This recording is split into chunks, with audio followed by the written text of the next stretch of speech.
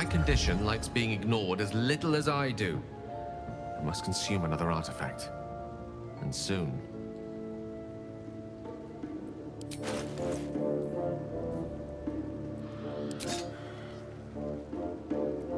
Thank you.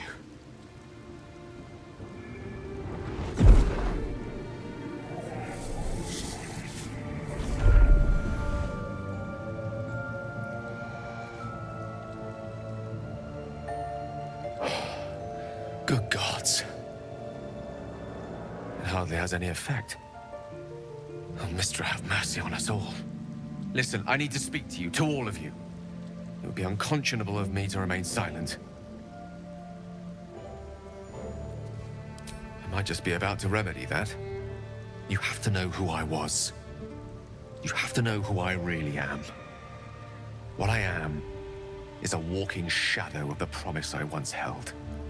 I'm what one might call a wizard prodigy, who from an early age could not only control the weave, but compose it, much like a musician or a poet. Such was my skill that it earned me the attention of the mother of magic herself, the Lady of Mysteries, the goddess Mistra. She revealed herself to me and she became my teacher. In time, she became my muse, and later even my lover.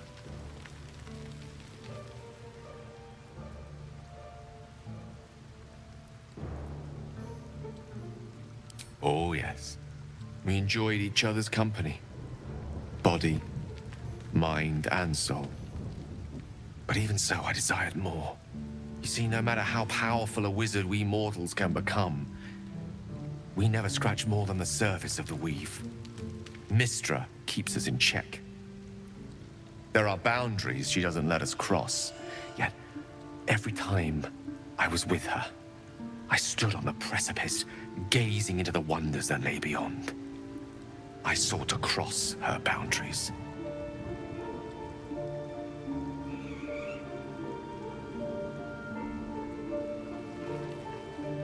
I tried to convince her. I pouted. I pleaded. Swore my ambition was only to serve her better.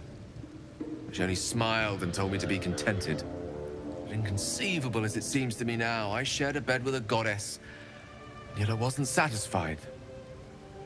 So I sought to prove myself worthy to her instead. We come now to the crux of my folly. Shall I share the story behind it, or would you rather head straight to its sordid finale? Very well. Here goes. Once upon a very long time ago, a mighty lord lived in a tower. A flying tower, to be precise. I'll save his history for another time, but the gist of it is that he sought to usurp the goddess of magic so that he could become a god himself. He almost managed, but not quite. And his entire empire, Netheril, came crashing down around him as he turned to stone. The magic that was unleashed that day was phenomenal. Roiling like the prime chaos that outdates creation. Even the weave itself could not withstand the onslaught. It fractured, then shattered, and all magic was lost to the mortal realms, until the day Mistra returned. She restored the weave, reuniting all its scattered shards. Or so I thought. Until, in the course of my studies, I learned of a book. Netherese tome in which a piece of the fractured weave had been sealed beyond her reach.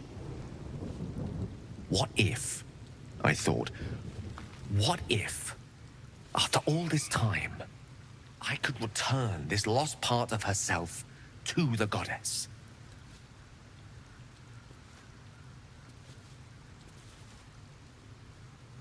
You know me. My gestures can never be grand enough. I was certain that this deed of raw power, draped in romance, would convince Mistra to take me by the hand and welcome me into her hitherto forbidden domains. I was mistaken. I obtained the fabled book and took it into my study. As for what happened next... Here. Place your hand over my heart. Let me show you.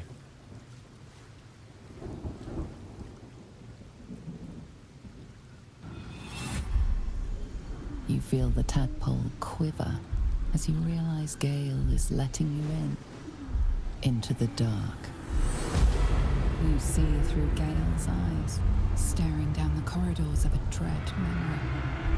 A book bound and suddenly opened. Inside there are no pages, only a swirling mass of blackest weave that pounces. Its teeth, its claws, it's unstoppable as it digs through and becomes part of you. And God says it ever hungry.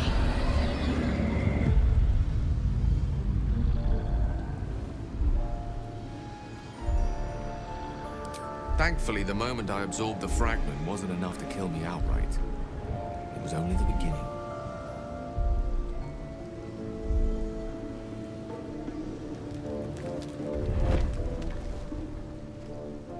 This Netherese blight, this orb, for lack of a better word, is balled up inside my chest. And it needs to be fed.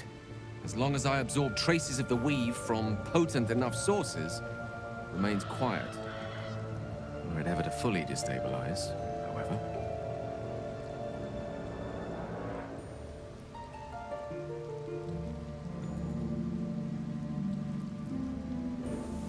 Rather worse, actually. I will erupt.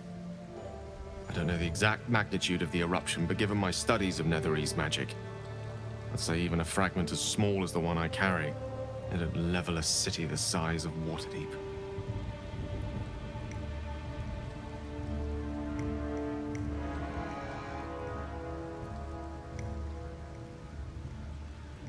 I know. All of this. It must feel like a betrayal. Say the word, and we'll part ways.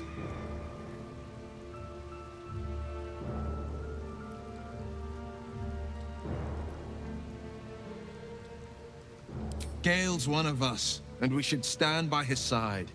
Absolutely. We're all risky in our own ways. We stick together anyway, right? That is a great relief. Oh, a great relief indeed. You truly are a soul that steals my own.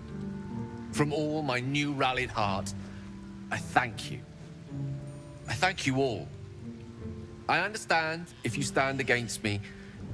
I'm humbled if you stand with me.